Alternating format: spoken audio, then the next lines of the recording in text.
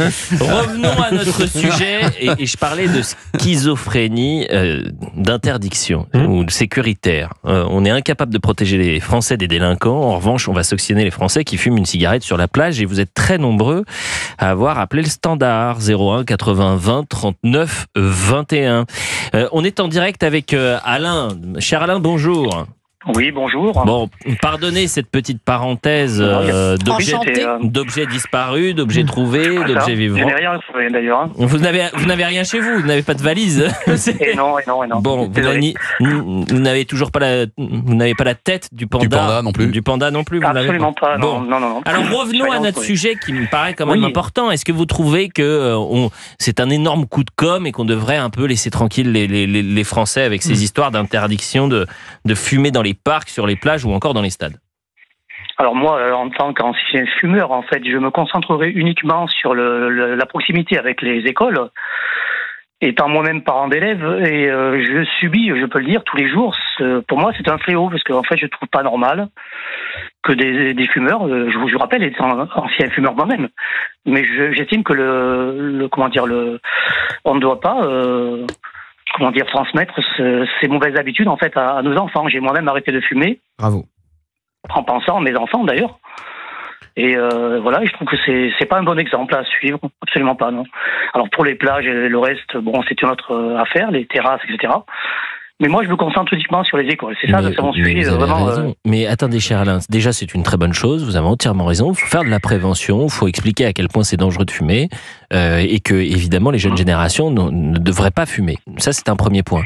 J'ai l'impression quand même aussi à l'école qu'il y a d'autres dangers qu'on traite peu et on se retrouve face à des situations malheureusement extrêmement complexes. Ce qui peut surprendre, et c'est ce qu'on se disait, c'est que vous allez enlever les caméras à Nice qui protègent les écoles. Vous allez vous enlever les caméras. Mais si, c'est la sécurité, c'est la prévention. Pardonnez-moi, vous dites quel rapport? Parce que pour vous, dès qu'on fait quelque chose, vous dites on fait pas autre chose. Moi, ce que je dis, c'est qu'il y a une priorité de la priorité. C'est tout ce que je dis. En faisant ça, on fait plus rien. Selon vous, quelles sont les priorités, par l'école, par exemple? Les priorités, je ne sais pas si c'est vraiment des priorités, mais enfin, vous parliez de cette fameuse loi qui est censée rentrer en vigueur au 1er juillet, si j'ai bien compris. Oui. Et donc voilà, non, je me dis que ça c'est une question de bon sens. Il s'agissait même pas de légiférer, mais quand on voit des parents qui, on a le sentiment qu'ils viennent ici comme des fouloirs, vous voyez, ils viennent ici, tiens, c'est l'endroit idéal pour fumer sa cigarette. Non, pardon, non. Je vois pas le. Non, mais vous avez raison. Je vois pas trop. Vous avez raison et on vous embrasse, cher Alain. Vous aimez Merci. Vous aimez le sport, le football quand même un peu? Non, désolé. Vous savez, à Perpignan, nous, c'est plutôt rugby, vous voyez. Ah, c'est vrai. Grand club de rugby. Grande ville de rugby. Tout à fait. Et quand vous avez une finale de rugby près de chez vous, personne ne casse rien? Ah, ben voilà. C'est là toute la grande différence. Et on n'a pas besoin de policiers, tout ça. On peut amener des enfants en stade, etc. J'aime bien les matchs de l'USAP contre la section paloise, mais ça se termine toujours mal pour vous. C'est Olivier D'Artigol. C'est le sport, c'est ça. Merci, cher Alain. Et Olivier D'Artigol qui est toujours le roi de la troisième mi-temps, évidemment. Bah écoutez, en plus, il a des nouveaux verres qui vont lui permettre de participer à cette troisième mi-temps avec du café à l'intérieur, bien sûr.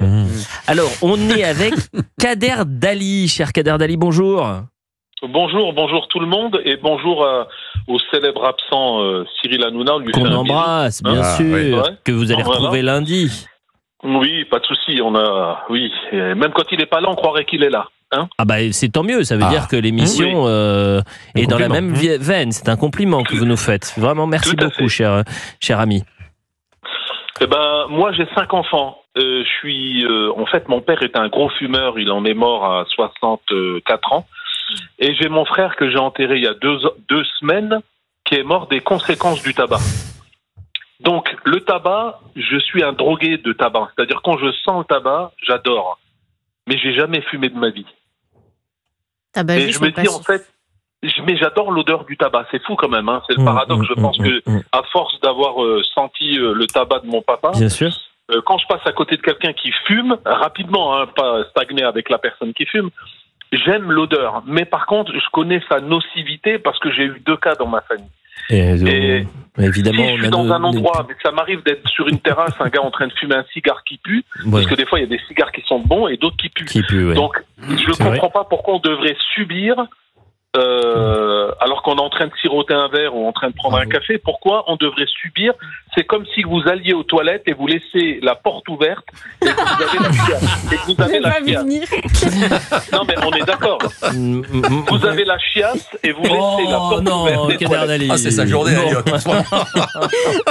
Bon, déjà, vous voyez, je crois que je préfère. Non, mais cette dernière phrase, elle était pour Cyril Hanouna. Bon, bah écoutez, je suis sûr qu'il...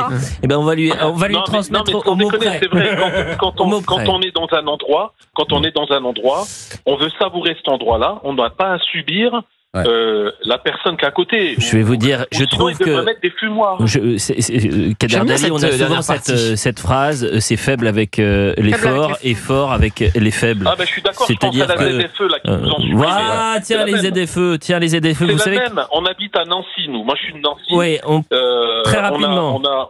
Rapidement, on a un maire NUPES qui était joyeux de nous annoncer qu'il fallait venir avec des bagnoles électriques. Et quand cette loi a été annulée par l'Assemblée nationale, limite il fallait faire une grande fête, quoi. La zone à forte exclusion, comme si les gens qui habitent dans les bâtiments ils pouvaient charger des bagnoles, quoi. Mais bien sûr. Donc, les ZFE, faites attention parce que le gouvernement, selon France Info, mise sur le Conseil constitutionnel pour revenir sur la suppression du dispositif. Bien sûr.